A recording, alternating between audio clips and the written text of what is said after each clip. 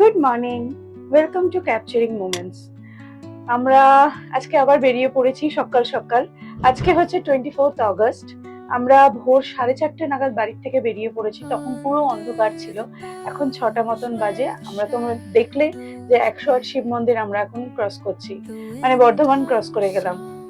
আমরা যাচ্ছি আমাদের আবার সেই গ্রামের বাড়ি। ওখানে একটা দিনের জন্য যাচ্ছি। মাঝখানে আমাদের রাঁচি যাওয়ার প্ল্যান হয়েছিল, কিন্তু রাঁচি আর যাওয়া হয়নি। আমরা রোড জার্নি করেই যাবো ভেবেছিলাম, গাড়ি নিয়েই, রাঁচি নেতারহাট। কিন্তু যাওয়া আলটিমেটলি হয়নি, কারণ বাবার আমাদের সব ঠান্ডা লাগছে, শরীরটা ঠিক যাচ্ছে না। আর বাবানেরও এক্সাম এগিয়ে আসছে, তো ওরও যাতে শরীর ঠিক থাকে সেই জন্য এখন কোনো ওরকম মানে 4-5 দিনের লং জার্নি কোনো ট্রাভেল করছি। এই হচ্ছে ব্যাপার। আর আজ বিকেলে আমরা ওখান থেকে তারাপীঠ যেতে পারি। তারাপীঠ যদি যাই, আমি তারাপীঠ রিলেটেড যা যা ইনফরমেশন দেওয়া যেতে পারে আমি পুরোটাই দেওয়ার চেষ্টা করব। অনেক দিন তারাপীঠ যাইনি, মানে বাবার ওখানে যাই, গ্রামের বাড়ি যাই, একদমই কাছে তারাপীঠ, কিন্তু যাওয়া হয় না। তো দেখি আজকে বিকেলে যাওয়ার ইচ্ছা আছে, দেখা যাক। যদি মানে ওয়েদার ভালো থাকে, বৃষ্টি বৃষ্টি না হয়, তাহলে আমরা অবশ্যই যাব। আর বাবান তো ঘুমোচ্ছে, আর রাজস্বী গাড়ি চালাচ্ছে। তবে আকাশে মেঘ আছে, বৃষ্টি হতে পারে। আকাশ পুরো কালো হয়ে গেছে।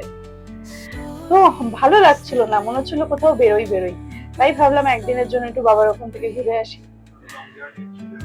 হ্যাঁ, লং জার্নি মানে একটু চাইছিলাম।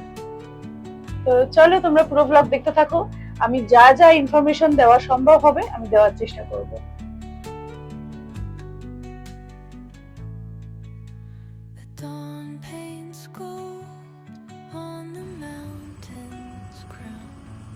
আমরা এই রেস্টুরেন্টটা একটু দাঁড়ালাম ব্রেকফাস্টের জন্য।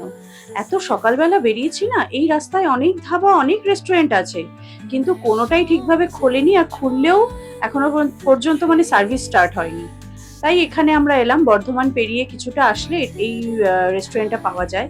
এখানে দাঁড়ালাম, আমরা ব্রেকফাস্ট একটু অর্ডার করলাম। আমরা গাড়িতেই নিয়ে নেবো, মানে বসে খেয়ে আর সময় নষ্ট করব না, যত তাড়াতাড়ি পৌঁছানো যায়। আর বাবান তো এখনো ওঠেইনি, ও তো ঘুমিয়েই আছে, তাই ওরটা প্যাক করে নেব, আমরা গাড়িতেই বসে খেয়ে নেব। আমাদের ব্রেকফাস্ট দিয়ে দিয়েছে। আমরা অর্ডার করেছিলাম 2 প্লেট এগ স্যান্ডউইচ। একটা আমরা প্যাক করে নিয়েছি, আর আরেকটা প্লেট আমরা দুজনে মিলে খেয়ে নিচ্ছি। এত সকালবেলা না বেশি কিছু খেতেও ইচ্ছা করে না। এখানে তো খুব আরাম করে খাচ্ছি, কিন্তু এর পরে যে আমাদের সাথে কি ঘটতে চলেছে সেটা আমরা ভাবতেও পারিনি।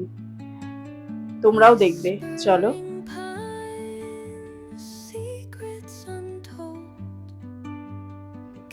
এই হচ্ছে ব্যাপার, আমাদের গাড়ির টায়ার পাংচার হয়ে গেছে। এই অভিজ্ঞতা আমাদের দুজনেরই প্রথম। হ্যাঁ, জার্নিতে, রোড জার্নিতে এই ধরনের অভিজ্ঞতা হতেই পারে, এটা খুব স্বাভাবিক, এরকম হবেই। কিন্তু আমাদের কাছে দুজনের কাছে এটা প্রথম অভিজ্ঞতা, টায়ার পাংচার হয়ে যাওয়া। তাই বেশ চিন্তায় পড়ে গেছিলাম আমরা।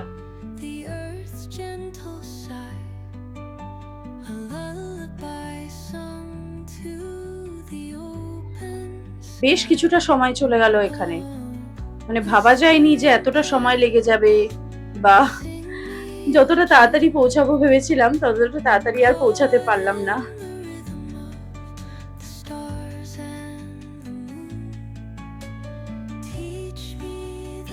বাবানে উঠে গেছে ঘুম থেকে, ওর কাছে তো এগুলো খুব আনন্দের জিনিস, ওর খুব মজা লাগছে দেখতে।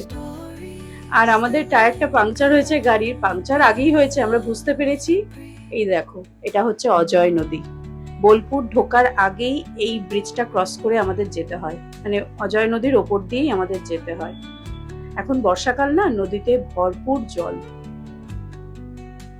যাই হোক, চেষ্টা চলছে, হয়ে যাবে হয়তো খুব তাড়াতাড়ি। অবশেষে একজনকে পাওয়া গেল যে আমাদের সাহায্য করতে এগিয়ে এলো। সে আমাদের অনেকটাই সাহায্য করে দিল। আমাদের টায়ার লাগানোও হয়ে গেছে।